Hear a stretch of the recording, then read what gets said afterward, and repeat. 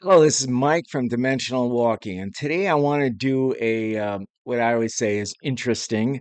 In this one, we're going to talk about consciousness, reincarnation, and the paths and techniques to other alien realms or possible other alien realms. Okay, so there was a study done by the U.S. Intelligence Agency in the past, in the 1980s, early 1980s, that suggested that reincarnation is real because consciousness never does. Okay? It's pretty controversial, let's face it. Okay? So there was a report done, an analysis and assessment of a project called the Gateway Project, or the Gateway Process. Okay. It was a 29-page report that was drafted by a guy named Wayne McDonnell, and he was a Army Lieutenant Colonel, and this was in 1983, and it was further declassified in 2003 by the CIA. Um, so, anyways, the big thing, one of the initial takeaways is that one of the little bit of a conclusion was that energy never dies. Okay, I mean that's been said before, but this guy, McDonnell, he said it and he meant it. Okay, so this kind of mind-bending type official Pentagon study was commissioned to better understand what its ar- their what its army was doing. Army intel colleagues were doing, sending personnel to a small institute in Charlottesville, Virginia. Okay, and I will tell you that small institute is called the Monroe Institute, and they were working on something called the Gateway Experience. Okay, Gateway Project, Gateway Experience. Okay. So it was a very sensitive type project. It was based on this Lieutenant Colonel McDonnell, his analysis. It was a training system designed to bring enhanced uh, strength, focus, and coherence to altered consciousness. Okay. So this was and is a biggie. Okay. This is and was a biggie. Biggie back then, and it could be a biggie in the future if this is continued, this investigation study is continued. So, this Gateway Project's ambitious goal was to shift the practitioner's consciousness, the person that was working in this realm, outside of the physical sphere so that as to ultimately escape from the restrictions of time and space. Okay? Escape from the restrictions of time and space. Okay, so we're getting out there in consciousness, etc. At least according to McDonnell, the Monroe Institute discovered that wound up bolstering a case for reincarnation, and this was a profound thing. So basically, what they're saying is these things that the Monroe Institute was doing, the Gateway Project, bolstered the concept of reincarnation. Okay. When consciousness returns to the absolute. Okay. Now, the absolute is jargon from the Monroe Institute, means for a realm outside of space time. That's the absolute, a realm outside of space time. It brings with it all the memories it has accumulated through the experiences in reality. As he distilled, McDonnell distilled the Institute's findings that memories pass on from life to life via reincarnation. Okay? So there's another interesting thing I want to mention. The right close to Charlottesville, there is the University of Virginia Medical School, and they have a division there called the Perceptual Studies, which has compiled a database of over 2,500 professed cases of reincarnation. Many of the cases involve children under the age of 5, who claim to remember memories of previous lives they claim to have lived. Okay? And your question would be, why do they use kids? Well, it seems that they are the ones that are most easily remember their past lives.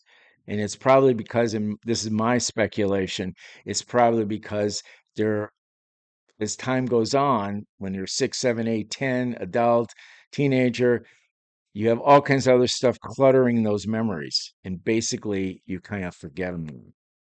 Okay. You forget the memory. So I guess by capturing very young children, and I say capture, I don't really mean capture, but actually have talking to them, they can, and the thing about it is with kids, wow, they open right back up if they remember something or they see something or whatever. They're going to open right back up and talk about it, and they're going to probably say things and tell you things that makes no sense for a kid that's 5 years old to know about the past. Okay. So that was one of the other things that they could actually say, wow, it's wow. It's a wow thing. It was sort of the time when Rainbow, we were out in, I always like love this story. We were out in New Mexico, and we were going through a graveyard, and Rainbow is an empath, so she's able to make some communication with the dead. Okay. And that energy there that still stays around a graveyard or a cemetery um, gives off stuff. Okay. And I think there was one, she told me she was walking through, and they were telling her something about, Jesus, and I can't remember the exact term. I'm sorry, that they were talking about, but it ended up, he had never heard the term before because they had, I think they were telling her how they died and etc. And it was a term for TB, okay, and consumption.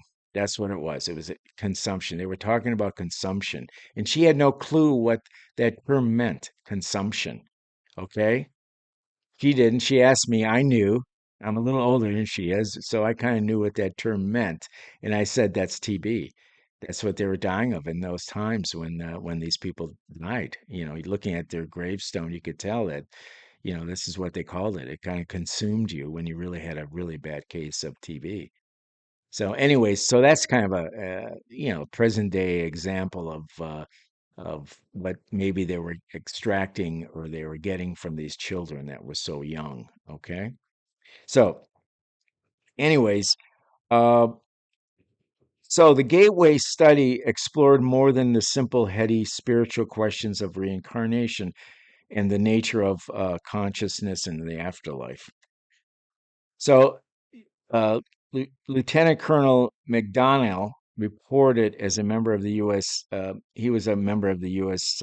Army Intelligence and Security Command, and they were also concerned about a really interesting thing I never heard of, and it's called the psychic spycraft along the astral plane. The psychic spycraft involves the use of alleged paranormal abilities for espionage. Okay, so that was another really interesting thing that came out of this. So in 1983, uh, there was this guy named Major General, and I've heard of this guy before, involved with UFO stuff. Albert Stumblebind III, one of the U.S. military's greatest proponents of psych warfare. Okay, psychological warfare, or yes, psychic, using psychics as a warfare mechanism.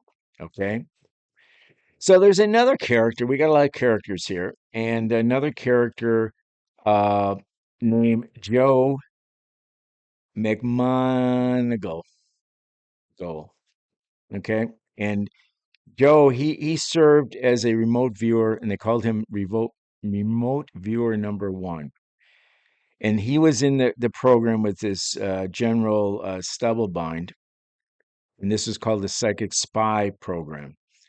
And he said that his role was to use remote viewing to spy on Russian Russian military bases and gathered information.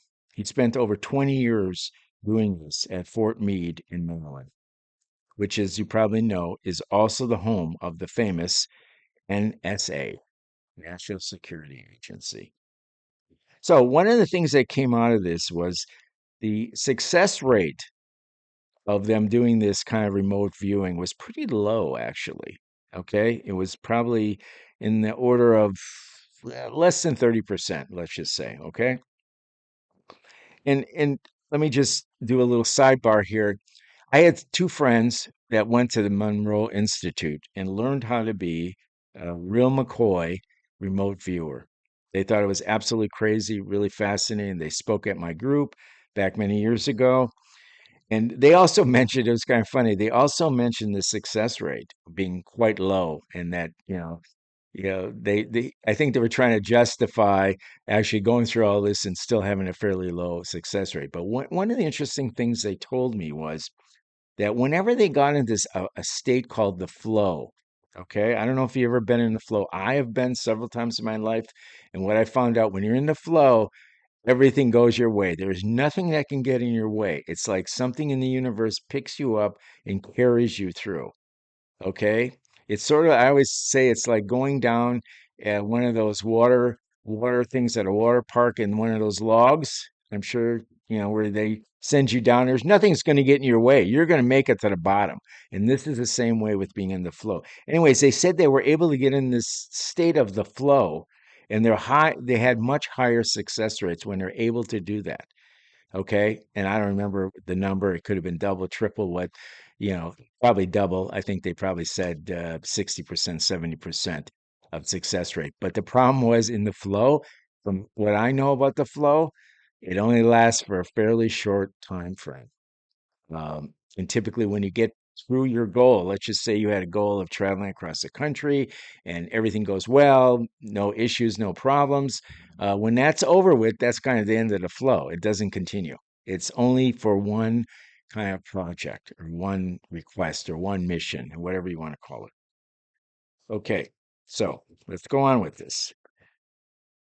So ultimately, this McDonnell Gateway wrote a report, an effort to verify the institute's suitability as a defense contractor. Okay, these Monroe Institute, they're going to use them as a defense contractor. So in this program, they also utilize something called operational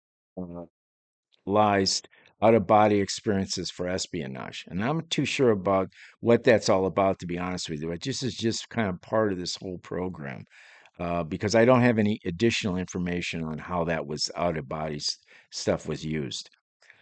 Um, so McDonnell concluded there was sound and rational basis in terms of physical science perimeters for considering Gateway to be to be plausible in terms of its essential objectives. So he determined that the Monroe Institute could definitely help the military. Okay, and I do believe they used them later on. Um, but there was a little catch, he said.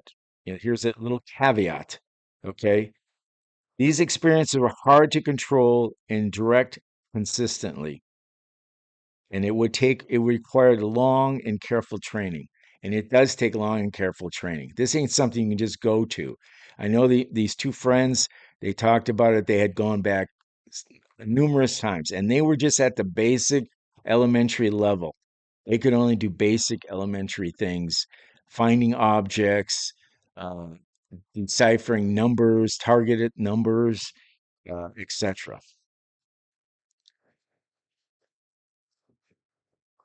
So, in other words, while the Army intel official found that Gateway was real and possible, more research needed to get to the place where the U.S. intelligence could actually use it. So, there were, at this point in the 80s and probably in the early 90s, it was just the beginning of it all.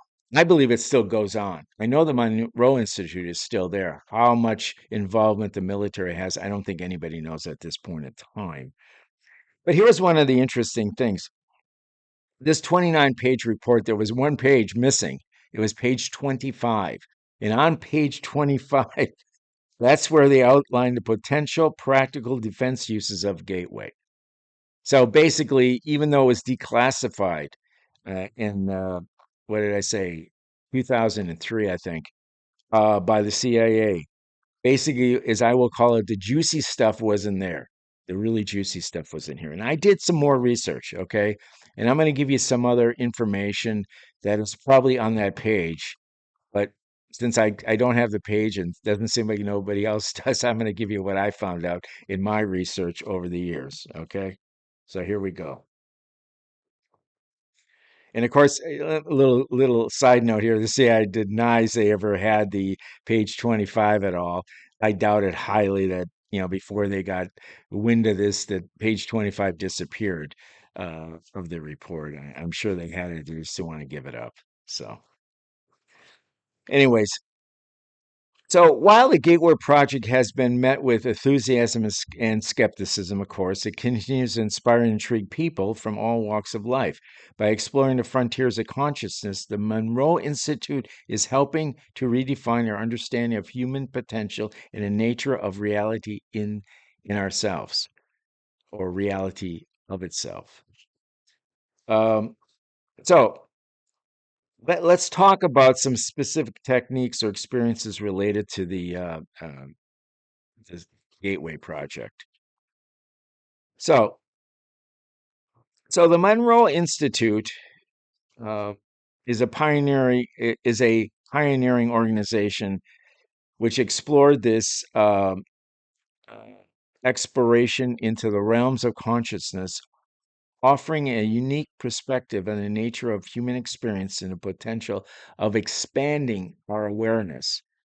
And again, it was founded by a guy named Robert Monroe, a visionary which experienced out of body, and he experienced a lot of out of body experiences. That's why he started doing this. The Institute has been at forefront of consciousness and research for decades. And that's true. That is very true. Uh, so, the Gateway Project is based on the premise that human consciousness is not limited to the physical body.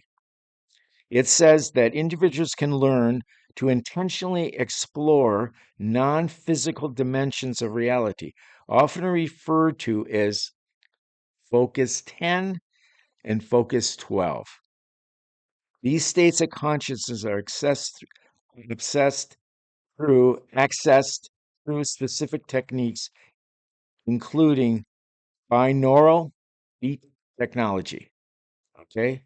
Binaural, binaural, it's binaural, binaural. Some people pronounce it one way or the other, and guided imagery. Okay, so it's beats, it's sound, it's vibration, and it's looking at things, images. Okay, so binaural uh, beats is a tool for altered states.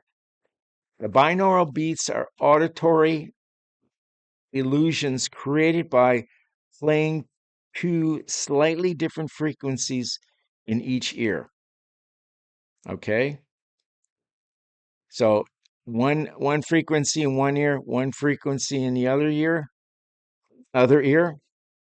When listened through headphones, the brain perceives the whole thing as a third tone called binaural beat, which can induce specific brainwave states. These states are associated with different levels of consciousness, from deep relaxation to heightened awareness. Okay? Now, I don't know what the frequencies are. I just don't. I've used uh, uh, crystal bowls or copper bowls, and I put one on one side, one on the other. And obviously, I'm not putting it through headphones, which is probably works a lot better, but it was really interesting. There is something to that because I remember almost not hearing, doing them separately and then doing them together and kind of being on each side of me. It was pretty interesting because for the most part, I only heard one tone. And it was very relaxing. I will tell you that. Nothing particularly uh, amazing happened, but it was very relaxing. I do remember that. Okay, so, anyways, So there was in the Gateway experience, a core component of the Monroe program involves a series of exercises designated and designed to guide individuals through various levels of consciousness. These exercises typically include, and this is just general information. You can't really take this and do anything, and I wouldn't want you to because when you get out there in some of these realms, it's pretty damn hard, my understanding from people that I know have done it, to get yourself back. Okay? There is a whole process to get back. Okay? It's sort of like when I told the guy to how to use a Merkaba to do time travel. Well, guess what? He had a hard time getting back, and it caused a lot of havoc. And I'll never do that again. So don't ever ask me how to do a Merkaba, how to do a Merkaba so you can time travel, because I don't want to tell you. The physical relaxation. So here we go. Here are the typical exercises. Physical relaxation. The process begins with deep relaxation techniques such as progressive muscle relaxation and breathing exercises. Okay. Number two, mental focus.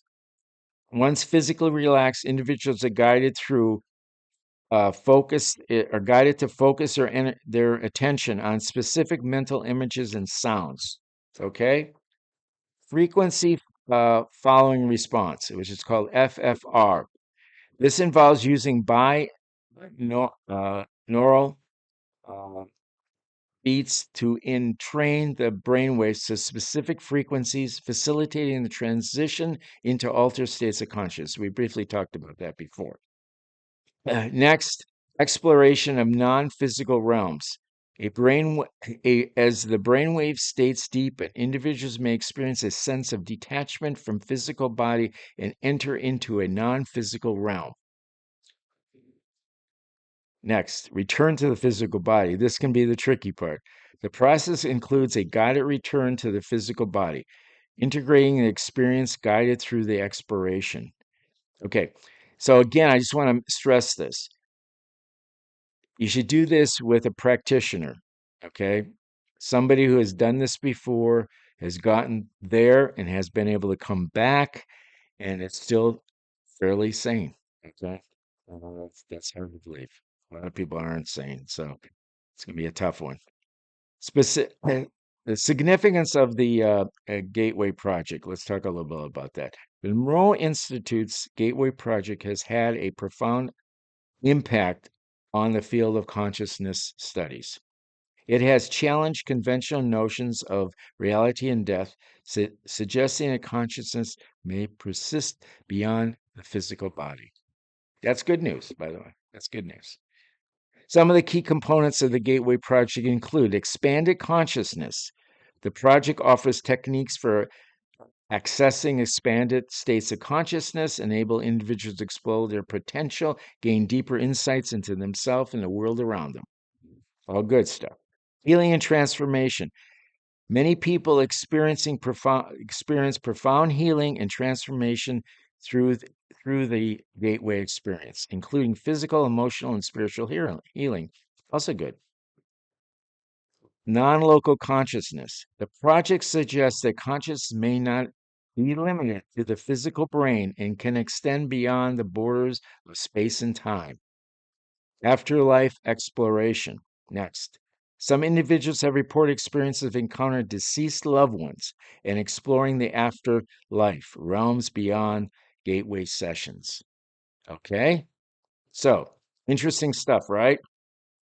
I do believe that by using maybe some of these gateway type techniques and exercises, I believe that it's very possible we could go out and we could actually maybe make some contact with some aliens or even some dimensional energies or entities. And I believe we probably have done it. Some people have been able to use different techniques to get to these places and hopefully get back.